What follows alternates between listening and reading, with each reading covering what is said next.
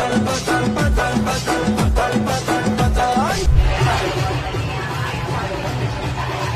एक और बड़ी खबर हम आपको बता दें, महाराष्ट्र में ओवैसी की पार्टी का भी दम दिखा है। मालेगांव में ओवैसी बने हैं किंग मेकर। आज मैं एक ऐसे नेता के बारे में, एक ऐसे पार्टी के बारे में बात करूंगी जिसने बड़े बड़े सत्ताधारियों की नाक में दम करके रख दी है।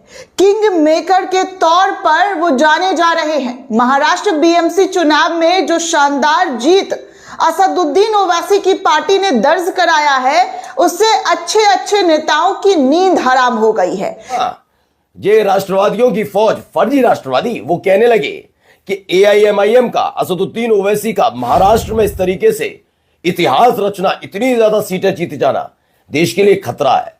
लेकिन जब ये जीतते हैं तो वो राष्ट्रवाद कहलाता है। ये महाराष्ट्र चुनाव में असदुद्दीन ओवैसी साहब की पार्टी ने वो कमाल कर डाला है जिसको आज तक कोई भी पार्टी नहीं कर पाई। दोस्तों, इतिहास रच डाला है, इतिहास।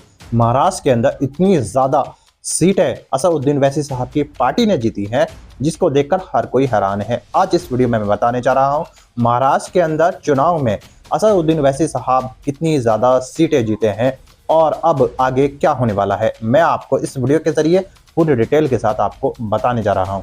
दोस्तों, महाराष्ट्र में इतनी बड़ी जीत हासिल की है असदुद्दीन ओवैसी साहब की पार्टी ने। जश्न मना रहे हैं लोग, जुलूस निकाल रहे हैं, बड़े बड़े प्रोग्राम किए जा रहे हैं। लेकिन दोस्तों, अब जो खबर निकल के आई है वो बहुत बड़ी है कि सोशल मीडिया पर असदुद्दीन ओवैसी साहब का नाम ट्रेंड कर रहा है। असदुद्दीन ओवैसी साहब की इस जीत की चर्चा सोशल मीडिया पर हर जगह हो रही है।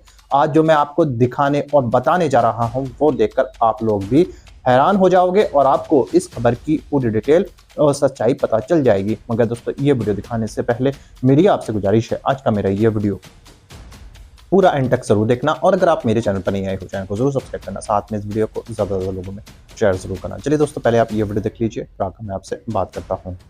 बात करेंगे महाराष्ट्र के निकाय चुनाव 2026 के सबसे चौंका देने वाले नतीजों की, जब छोटे से बड़े, पुरानी पार्टियां और नए खिलाड़ी सब मैदान में उतरे।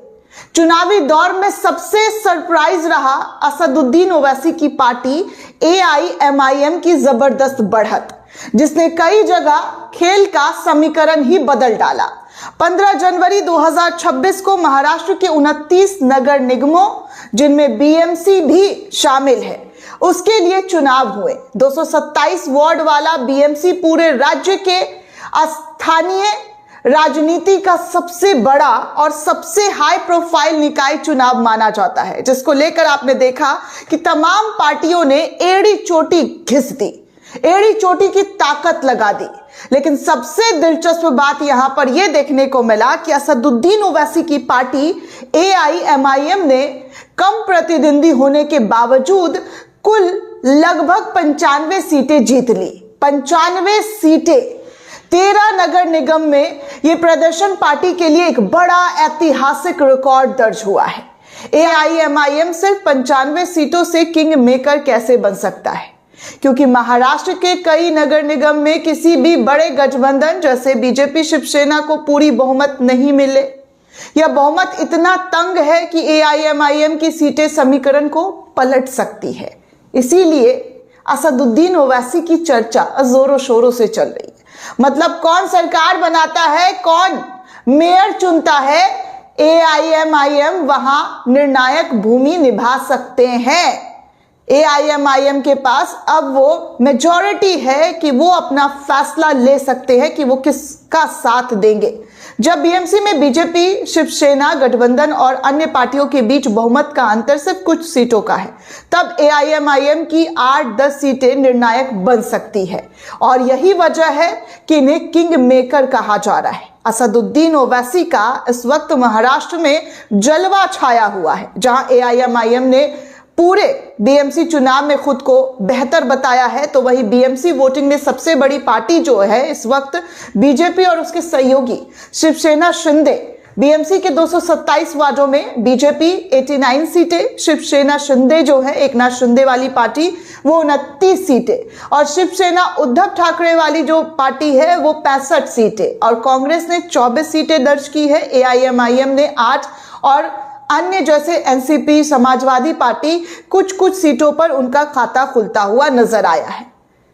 कुल मिलाकर अगर बात किया जाए तो मिलकर बहुमत 114 प्लस पार कर लिया और बीएमसी में नियंत्रण बनाकर दिखा दिया है।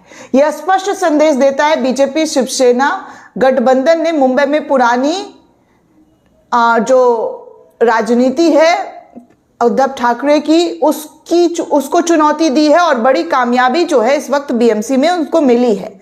हालांकि एआईएमआईएम की वृद्धि उल्लेखनीय है, पर कई बड़ी पार्टियों की स्थिति थोड़ी कमजोर यहां पर देखने को मिली। जैसे बड़ी खबर हम आपको बता दें, महाराष्ट्र में ओवैसी की पार्टी का भी दम दिखा है। मालेगांव में ओवैसी बने हैं किंग मेकर और 29 नगर निगमों में एआईएमआईएम ने 95 सीटें जीती हैं। पार्टी नेता शादाब जमई ने तंज कसा है। तो बस ये मालेगांव में ओवैसी किंग मेकर बन गए हैं। मालेगांव में ओवैसी अब किंग मेकर बने हैं। इसको पार्टी का दमखम दिखाना कहा जाता है और इसके बाद से ही हालत खराब है। पहले तो जश्न की कुछ तस्वीरें आपको दिखाता चलूं, देखिए कैसे जश्न मनाया जा रहा है, ये देखते चलिए।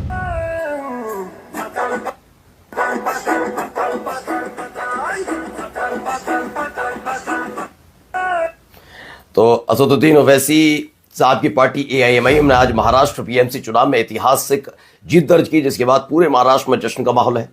आज असदुद्दीन ओवैसी साहब की पतंग ने ऊंची उड़ान भरी है। आगे भी देखिए, यहां पर भी जश्न कैसे मनाया जा रहा है, देखते चलिए। 125 सीटें जीते जाते हैं, 125 उम्मीदवार जीतते हैं एआईएमआईएम के, तो पूर्व मुख्यमंत्री महाराष्ट्र और मौजूदा उप मुख्यमंत्री विचलित हो जाते हैं। वो राष्ट्रवाद का राग अलापने लगते हैं। इनका यही काम आता है। बस सुनिए क्या कहते हैं। इसमें ये कह रहे हैं कि जो हुआ है, देखिए, एआईएमआईएम देश के लिए खतरा, चिंतन करने की जरूरत। एकनाथ शिंदे कह रहे हैं देश के लिए खतरा है एआईएमआईएम। पहला सवाल मेरा, मैं आऊंगा इस खबर पर कि क्यों कहा इन्होंने, लेकिन पहले तो एकनाथ शिंदे जी, ये आपका बेटा भी मेरे ख्याल से सांसद है।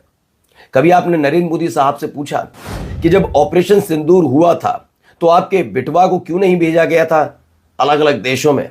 क्योंकि वो उस लायक नहीं है। तो खतरा कौन कितना है मैं नहीं, क्योंकि कोई सांसद हो, लेकिन बोझ जरूर है।